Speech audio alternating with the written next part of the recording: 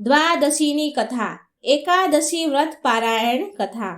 મિત્રો, એકાદશીના બીજા દિવસે જે એકાદશી હોય એને દ્વાદશી કહે છે અને દ્વાદશીના દિવસે પારણા કરવાની પણ એક કથા છે મિત્રો, એ જરૂર જ સાંભળવી જોઈએ। હરે કૃષ્ણ કૃષ્ણ કૃષ્ણ હરે હરે, હરે રામ રામ રામ હરે હરે, ઓમ નમો ભગવતે વાસુદેવાય। મિત્રો, આપણે આજે સાંભળીશું દ્વાદશીના દિવસે સાંભળવા વાળી કથા। દ્વાદશીના દિવસે આ કથા જરૂર સાંભળવી જોઈએ। જે લોકો એકાદશી કરે છે તે લોકોને એકાદશીના બીજા દિવસે પારણા જરૂર કરવા જોઈએ, એટલે કે વ્રતને ખોલવું જોઈએ। આમ કરવાથી એકાદશી વ્રતની પૂર્ણાવતી માનવામાં આવે છે। આ કથા ભગવાન શ્રી કૃષ્ણએ એક કુંભારને સંભળાવી હતી, દ્વાદશીનું મહત્વ સંભળાવ્યું હતું। આ કથા દ્વાદશીના દિવસે સાંભળવાથી એકાદશી વ્રતનું પૂરું ફળ પ્રાપ્ત થાય છે। ચાલો પૂરા મનથી આપણે આ કથા સાંભળીએ। એક સમયની વાત છે, અમરીશ નામનો એક રાજા હતો। તે ભગવાન વિષ્ણુનો પરમ ભક્ત હતો। તે રાજા તેની પત્ની સાથે 12 મહિનાની બધી જ એકાદશીના વ્રત પૂરા શ્રદ્ધાથી અને ભાવથી કરતા હતા। તો એકવાર એ રાજાએ એકાદશીનું પૂજન કરી, ગૌદાન કરી અને પારણા કરવા જઈ જ રહ્યા હતા। તેવામાં દુર્વાસા ઋષિ તેમની સાથે શિષ્યો સાથે અમરીશ રાજાના મહેલ પધાર્યા। રાજા રાણીએ ઋષિઓને આદર સત્કાર કર્યો અને બોલ્યા, હે ઋષિવર, તમે બહુ ઉત્તમ સમયે આવ્યા છો। અમે હમણાં જ એકાદશી વ્રતના પારણા કરવા જઈ રહ્યા હતા। તમે પણ અમારી સાથે ભોજન કરી પારણા કરો। ઋષિ દુર્વાસાએ રાજાનો આ આગ્રહ સ્વીકાર કર્યો અને સ્નાન કરવા માટે દુર્વાસા ઋષિ યમુના તટ પર ગયા। પારણા કરવાના મુહૂર્તની માત્ર એક જ ઘડી બાકી હતી, માટે અમરીશ રાજાના પુરોહિત બ્રાહ્મણે રાજાને જણાવ્યું, હે રાજન, પારણાનો સમય થઈ ગયો છે। એકાદશીના પારણા જો સમય પર ન કરવાથી વ્રત ખંડિત થાય છે અને એકાદશીનું ફળ નથી મળતું। આ સાંભળી રાજા તો મૂંઝવણમાં પડી ગયા। રાજા માટે તેમના અતિથિ પહેલા ભોજન એ અનુચિત હતું।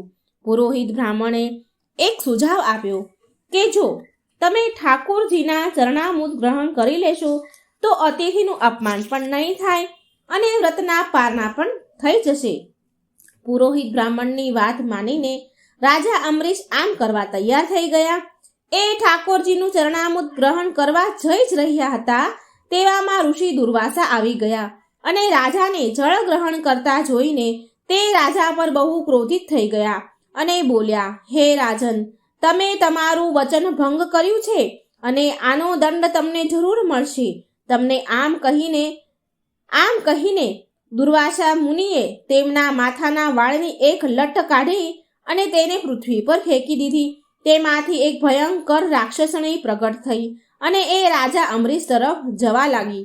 રાજા ડર્યા વગર ઓમ નમો નારાયણ નો જાપ કરવા લાગ્યા। રાક્ષસી જ્વાળા સમાન સળગતી રાજા તરફ જઈ રહી હતી। ત્યારે એટલામાં ભગવાન વિષ્ણુનું સુદર્શન ચક્ર, જે પહેલેથી જ હરિની કૃપાથી રાજાની સુરક્ષામાં નિયુક્ત હતું, તે સુદર્શન ચક્રએ રાક્ષસીને પળવારમાં બાળીને ભસ્મ કરી દીધી અને એ સુદર્શન ચક્ર દુર્વાસા મુનિ તરફ ચાલવા લાગ્યું। રાક્ષસીને ભસ્મ થતા જોઈને અને સુદર્શન ચક્ર એમની તરફ આવતા જોઈને દુર્વાસા ઋષિ તેમની પ્રાણોની રક્ષા કરવા માટે ભાગવા લાગ્યા અને દોડતા દોડતા બ્રહ્માજી પાસે ગયા અને ત્યાં જઈને તેમણે સુદર્શન ચક્રથી બચવા માટે પ્રાર્થના કરી। ત્યારે બ્રહ્માજી બોલ્યા, હું તમારી આ સુદર્શન ચક્રથી રક્ષા નથી કરી શકતો। આને શાંત કરવા માટે તમારે ભગવાન શ્રી હરિ પાસે જવું પડશે, પણ જે ગતિથી સુદર્શન ચક્ર તમારી તરફ આવી રહ્યું છે, હું તેને પ્રાર્થના કરી શકું છું। જ્યાં સુધી તમે વૈકુંઠ ન પહોંચો ત્યાં સુધી તમને કોઈ હાનિ નહીં પહોંચાડે। દુર્વાસા ઋષિ હવે દોડતા દોડતા વૈકુંઠ ધામ ભગવાન શ્રી હરિ વિષ્ણુ પાસે ગયા અને ત્યાં જઈ ભગવાનના પગમાં પડી, ચરણોમાં પડી અને ક્ષમા માંગવા લાગ્યા। દુર્વાસા ઋષિ શ્રી હરિ વિષ્ણુને કહે છે, હે શરણાગત વત્સલ્ય, હે પ્રભુ, તમે મારી સુદર્શન ચક્રથી રક્ષા કરો। ત્યારે ભગવાન શ્રી હરિ બોલ્યા, હે ઋષિ દુર્વાસા, હું સ્વતંત્ર નથી, હું તો ભક્તો પર આધીન છું. માટે ફરી તમે વિલંબ કર્યા વગર તમે દોડીને રાજા અમરીશ પાસે જાઓ, એ જ તમારી રક્ષા કરી શકશે, એ જ આ સુદર્શન ચક્રને રોકી શકશે. આ બાજુ રાજા અમરીશને એ દુઃખ હતું કે એમના કારણે ઋષિ દુર્વાસા મૃત્યુના ભયથી ભૂખ્યા જ ચાલ્યા ગયા. આમ વિચારીને એ રાજાએ માત્ર જળ પીને પૂરું 1 વર્ષ સુધી તેમની પ્રતીક્ષા કરી રહ્યા હતા. દુર્વાસા ઋષિની એ 1 વર્ષથી માત્ર પાણી પીને પ્રતીક્ષા કરી રહ્યા હતા. 1 વર્ષ પછી જ્યારે દુર્વાસા ઋષિ જેવી રીતે ભાગીને ગયા હતા એવી જ રીતે ભાગીને દોડીને રાજા પાસે આવી ગયા અને મહેલમાં જઈને રાજાના પગમાં પડી ગયા. દુર્વાસા ઋષિને પગમાં પડતા જોઈને રાજા વધારે દુઃખી થયા. રાજાએ ઋષિ દુર્વાસા મુનિને આસન આપ્યું અને ભગવાન શ્રી હરિની સ્તુતિ કરવા લાગ્યા અને ભગવાન વિષ્ણુને સુદર્શન ચક્રને શાંત પાડવાની પ્રાર્થના કરવા લાગ્યા. આ પ્રકારે સુદર્શન ચક્ર શાંત કરીને શ્રી હરિ વિષ્ણુ ભક્ત રાજા અમરીશે ઋષિ દુર્વાસા મુનિના પ્રાણોની રક્ષા કરી.